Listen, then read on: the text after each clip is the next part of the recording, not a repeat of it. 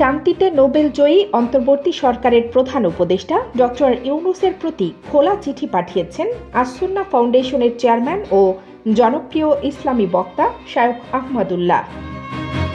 গতকাল রাতে নিজের ভেরিফাইড ফেসবুক পেজে আল্লাহ ও রাসূল সাল্লাল্লাহু আলাইহি ওয়াসাল্লামের প্রতি কটূক্তি বন্ধে কার্যকর পদক্ষেপ গ্রহণের আহ্বান শীর্ষক খোলা চিঠিটি পোস্ট করেন তিনি।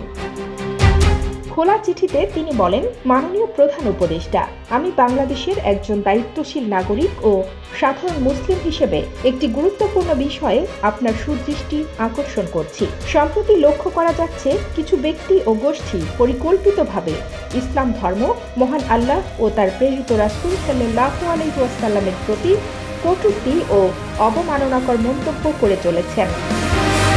একের পর এক এ ধরনের ঘটনা দেখে একে অত্যন্ত সুপরিকল্পিত, দূরভিসন্ধিমূলক, অসৎ উদ্দেশ্য প্রণোদিত এবং সাম্প্রদায়িক সম্প্রীতি বিনষ্টের মাধ্যমে অস্থিতিশীলতা সৃষ্টির অপচেষ্টা বলে মনে হচ্ছে। তিনি বলেন, বিশেষভাবে পাঠ্যপুস্তক পরিমার্জন কমিটির একজন সদস্যের বিরুদ্ধে জনগণের ব্যাপক ক্ষোভ রয়েছে। পাঠ্যপুস্তক পরিমার্জনের ক্ষেত্রে তার বিতর্কিত ভূমিকা জনমনে সংশয়ের জন্ম দিয়েছে। সামাজিক যোগাযোগ মাধ্যমে তার সাম্প্রতিক আপত্তিকর ও উস্কানিমূলক ফেসবুক পোস্ট আগুনের ঘৃতাহুতি দিয়েছে।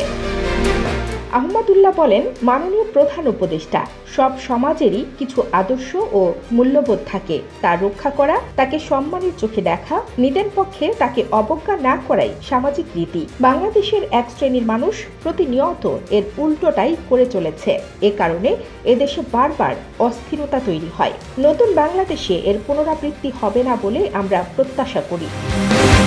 তিনি আরও বলেন, বর্তমান সরকার গঠিত হয়েছে একটি গণ অভ্যুত্থানের মধ্য দিয়ে। আবু সাঈদ সহ অভ্যুত্থানের শহীদদের অধিকাংশই ছিলেন ধার্মিক। ইসলাম ধর্মের সাম্যের বাণী তাদের আন্দোলনের প্রেরণা জুগিয়েছে।